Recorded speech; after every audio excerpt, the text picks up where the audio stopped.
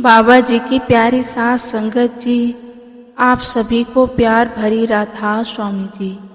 साथ संगत जी, जब से बाबा जी ने अपना उत्तराधिकारी चुना है, तब से लेकर आज तक 15 से 16 दिन बीत चुके हैं जी। और तब से लेकर ना जाने कितनी ही अफवाहें फैलाई जा चुकी हैं, वो मुझे आपको बताने की ज़रूरत नहीं है। संगत जी, अब बीते 2 या 3 दिनों से एक नई अफवाह संगत को परेशान कर रही है। संगत का कहना है कि क्या बाबा जी ने कोठी खाली कर दी है और अब बाबा जी सिंगापुर जा चुके हैं, क्योंकि अब नए सतगुरु हुजूर जी कोठी में रहेंगे। साथ संगत जी, सबसे पहले आप ये समझिए कि संत महात्मा कोई सरकारी नौकरी नहीं कर रहे हैं जो रिटायरमेंट के बाद सरकारी घर को खाली करके चले जाएंगे। संत महापुरुष तो हमें सत्य का ज्ञान कराने आते हैं, हमें उस कुल मालिक के बारे में समझाने आते हैं कि हमारा असल घर ये संसार नहीं बल्कि सचखंड है। संत महात्मा हमें 84 लाख जोनियों से मुक्त करवाने के लिए हमारे दरमियान आते हैं। संतों की अपनी मौज होती है, कब क्या फैसला लेते हैं, लेकिन एक बात हमेशा याद रखनी है कि संत महात्मा जब भी कोई फैसला लेते हैं, वे अपनी संगत की भलाई के लिए ही लेते हैं। संगत में एक ये भी गलत अफवाह फैली हुई है कि बाबा जी बिल्कुल भी ठीक नहीं है, उनकी तबीयत ज़्यादा खराब है। तो ऐसा बिल्कुल भी नहीं है, बाबा जी बिल्कुल ठीक हैं। और अभी 2 हफ्ते पहले हम सब देख रहे हैं कि बाबा जी सवाल जवाब भी कर रहे हैं और बाबा जी सत्संग भी फरमा रहे हैं, और आने वाले भंडारे में भी बाबा जी ही सत्संग करेंगे। साथ संगत जी, इस वीडियो में आपको ऐसी बात बताऊंगी कि बाबा जी या कोई भी पूर्ण संत क्यों बार बार बीमार पड़ जाते हैं। कारण जानकर आप हैरान रह जाओगे। साथ संगत जी, जब संत महात्मा इस भौतिक संसार में जन्म लेते हैं तो उन्हें हमसे कम्युनिकेट करने के लिए शरीर की ज़रूरत पड़ती है। इसलिए मालिक जब संतों को हमारे बीच भेजता है, शरीर रूपी चोला उड़ाकर भेजता है, जिससे कि संत हमसे बात कर सके और हमारे सवालों के जवाब दे सके, ताकि हमें अच्छे से समझा सके। अगर शरीर नहीं हुआ तो हम बात किससे करेंगे? अगर वे अन्य शरीर धारण करते, जैसे कोई पशु पक्षी की बोली हम समझ नहीं पाते, इसलिए इंसान को इंसान समझा सकता है। संगत जी, हर चीज की एक उम्र या किसी की एक्सपायरी डेट होती है, ठीक ऐसे ही हर शरीर की भी एक सीमित आयु होती है। शरीर हमेशा के लिए यहाँ नहीं रहेगा। संगत बोल रही है कि बाबा जी ने कोठी छोड़ दी है और बाबा जी अब सिंगापुर में शिफ्ट हो रहे हैं।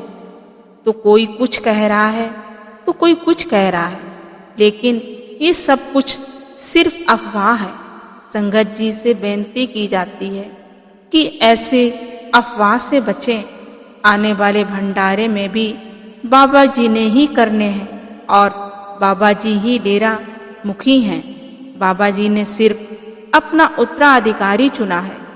उत्तराधिकारी चुनने का रिवाज तो सदियों से होता आ रहा है, ये कोई नई बात नहीं है। जो संगत इतनी ज़्यादा घबरा गई है, और कुछ ऐसे लोग हैं जो संतों के खिलाफ हैं। संगत उनकी बातों में आ रही है। साथ संगत जी, बाबा जी की कोठी एक बहुत बड़ी जगह है और जो डिसीजन लिया गया है उसके अनुसार नए सद्गुरु हुजूर जी बाबा जी के साथ ही बाबा जी की कोठी में रहेंगे। कोठी के एक पार्ट में कुछ काम चल रहा है और बहुत जल्द वे पूरा हो जाने के बाद न हुजूर जी बाबा जी के साथ कोठी में रहा करेंगे। बाबा जी ना तो सिंगापुर गए हैं और ना ही बाबा जी ने कोठी छोड़ी है। बाबा जी की तबीयत कल थोड़ी खराब थी। मौसम बदलने के कारण किसी की भी तबीयत खराब हो सकती है। इसमें कोई घबराने वाली बात नहीं है। जब तक हम सब शरीर के दायरे में हैं, तब तक कोई ना कोई तकलीफ तो हमेशा शरीर में बनी ही रहती है। इसलिए संगत पैनिक ना हो और संयम से काम ले। लोगों की अफवाहों से बचे और दूसरों को भी बचाए। संत मत के खिलाफ बोलने वाले लोग तो ना जाने क्या क्या लिख देते हैं, जिसे पढ़कर कमेंट में बहुत दुख होता है। संगत जी, अब आप ही बताओ, ऐसे लोगों को क्या समझाएं? साथ संगत जी, लोग तो लकीर के फकीर हैं। किसी ने बाबा जी से सवाल पूछा कि बाबा जी, दुनिया मेरी कदर नहीं करती।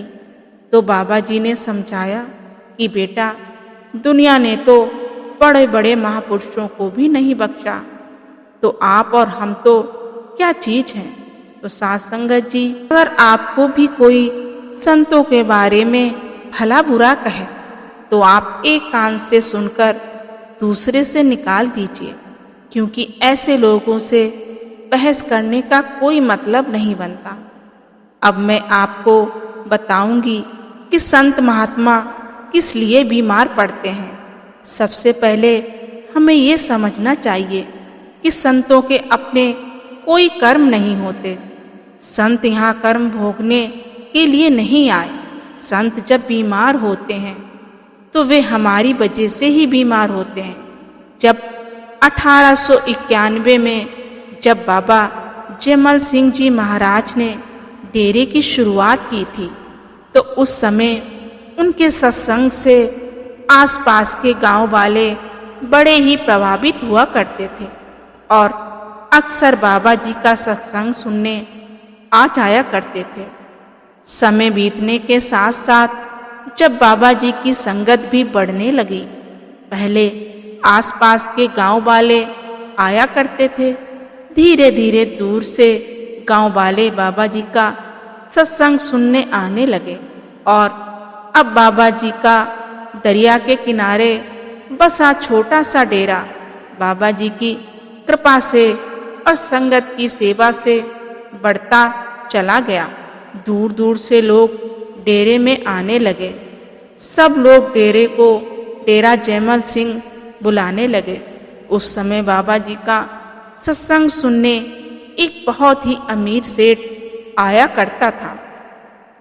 डेरे में अक्सर सेवा डालता और बहुत सेवा किया करता था। जब भी डेरे में किसी चीज की जरूरत पड़ती तो सेठ सेवा पहुंचा दिया करता था। संगत जी, उस अमीर सेठ को सेवा करते करते कई साल बीत गए और एक दिन उसके मन में भी बाबा जी से नाम की दीक्षा लेने का ख्याल आया। सेठ ने डेरे के कुछ लोगों से इस बारे में बात की। उसने कहा कि मैं बाबा जी से नामदान लेना चाहता हूँ। तो सेवादार कहने लगे, ये तो बहुत अच्छी बात है। बाबा जी के करीब रहने वाले सेवादार ने कहा कि बाबा जी, एक सेठ डेरे में बड़ी सेवा करता है और कई सालों से सेवा कर रहा है। वह मोह माया सब त्याग चुका है और आपका सिख बनना चाहता है। बाबा जी तो जानी जान थे, वे सब जानते थे। बाबा जी ने कहा कि मैं उस सेठ को नामदान नहीं दे सकता। सेवादारों ने बेनती की और पूछा कि बाबा जी, सेठ तो हर तरीके से नाम लेने के लायक है, फिर आप नाम क्यों नहीं दे रहे? बाबा जी बोले, क्या तुम उसके कर्म देख पा रहे हो? इस सेठ के पिछले जन्मों के कर्म बहुत भारी हैं। इसे काल ने 7 जन्मों तक गर्म पत्थर पर तपाना है, इसलिए मैं ऐसे जीव को नाम नहीं दे सकता। सेवादारों ने बाबा जी से कहा कि ठीक है बाबा जी, जैसे आपकी मौज। और सेवादारों ने सेठ को जाकर बता दिया कि बाबा जी, आपको नाम नहीं दे सकते। ये सुनकर वे दुखी हो गया और कहने लगा कि लगता है मुझ में या मेरी सेवा में कोई कमी है जो बाबा जी नाम देने से मना कर दिया। संगत जी, सेठ ने सेवादारों से कहा कि क्या मैं बाबा जी से मिल सकता हूँ? तो सेवादारों ने कहा कि जी बिल्कुल मिल सकते हैं, बाबा जी कभी मिलने से मना नहीं करते। तो अब सेठ बाबा जी के पास पहुंच गया और बाबा जी के आगे विनती करने लगा। सेठ कहने लगा कि बाबा जी, आप जिस हाल में रखोगे मैं रहने के लिए तैयार हूँ। मैं यहाँ एक अमीर सेठ बनकर नहीं आया, बल्कि एक भिखारी बनकर नाम की भीख मांग रहा हूँ। मैं मोहमाया सब त्याग चुका हूँ और आप कहते हैं कि मेरे कर्म भारी हैं। तो मैंने आप जैसे संतों से सुना है कि संतों की शरण में जाकर सारे कर्म कट जाते हैं, और इस तरह वे सेठ बाबा जी के आगे नाम देने की जिद करने लगा। साथ संगत जी, अब संतों का दिल मोम का होता है, उनके मन में सबके लिए प्रेम प्यार होता है। तो बाबा जी ने उस अमीर सेठ से कहा कि ठीक है, मैं आपको नाम दे दूंगा, लेकिन नाम देने के बाद मैं अपने कमरे में चला जाऊंगा और अगले 15 दिनों तक मैं कोई सत्संग नहीं करूंगा और ना ही कमरे से बाहर आऊंगा। और बाबा जी ने सेवादार को आदेश दिया। इसके बाद बाबा जी ने सेठ को नामदान दे दिया और बाबा जी अपने कमरे में चले गए।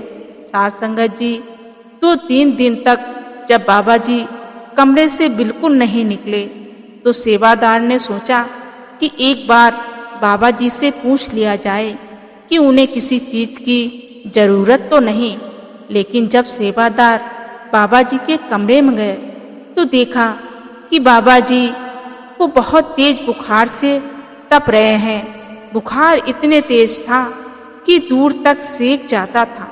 ये देखकर सेवादार घबरा गए और बाबा जी से कहने लगे कि बाबा जी, आपको तो बहुत तेज बुखार है। और बाबा जी की ऐसी हालत देखकर सेवादार रोने लगे।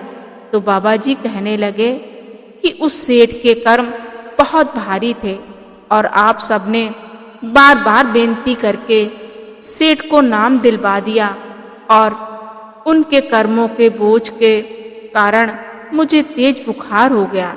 साथ संगत जी, बाबा जी बोले 15 दिनों के बाद बुखार अपने आप उतर जाएगा, इसलिए सब चिंता ना करें।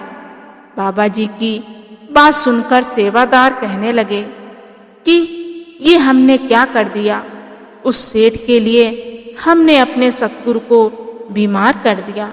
सेवादार माफी मांगने लगे तो बाबा जी ने समझाया कि आप चिंता ना करें और इस बात को दिल से निकाल दें। साथ संगत जी, ऐसा ही वाकया हुजूर महाराज जी के समय भी हुआ था। उस समय महाराज जी ने अपने एक करीबी सेवादार की जिद के कारण सेवादार के दोस्त को नाम दे दिया और उसके बाद महाराज जी जहाँ सत्संग करने गए हुए थे वहाँ से सीधे डेरे चले गए और 8 दिन तक बुखार में तपते रहे। जब संत महात्मा नाम का भेद दे देते हैं तो वहाँ लेन देन करते हैं, लेकिन उस लेन देन में घाटा हमेशा संतों का ही होता है। वे एक हाथ नाम देते हैं और दूसरे हाथ हमारे कर्मों को अपने ऊपर ले लेते हैं। हमारा तो फायदा हो जाता है, लेकिन संतों को क्या कुछ सहना पड़ता है। वे हम सब देख भी रहे हैं कि बाबा जी की तबीयत खराब हो जाती है। कैंसर जैसी गंभीर बीमारी बाबा जी को उनके कर्मों के कारण नहीं, बल्कि क्योंकि संतों के अपने कोई कर्म नहीं होते, लेकिन अपनी संगत के कर्मों को अपने ऊपर लेने की वजह से बाबा जी को कष्ट सहने पड़ रहे हैं। लेकिन हम फिर भी नाम की कद्र नहीं करते। साथ संगत जी, आपसे फिर से बेनती है कि अफवाहों से बचें जी। और बाबा जी कोठी छोड़कर कहीं नहीं जा रहे हैं जी। साथ संगत जी, इसी के साथ मैं आपसे विदा लेती हूँ जी। मिलते हैं अगली वीडियो में। जाने से पहले बेनती है जी कि अगर आपने हमारा चैनल अभी तक सब्सक्राइब नहीं किया तो सब्सक्राइब करना ना भूलें जी। गुरु प्यारी साथ संगत जी, राधा स्वामी जी।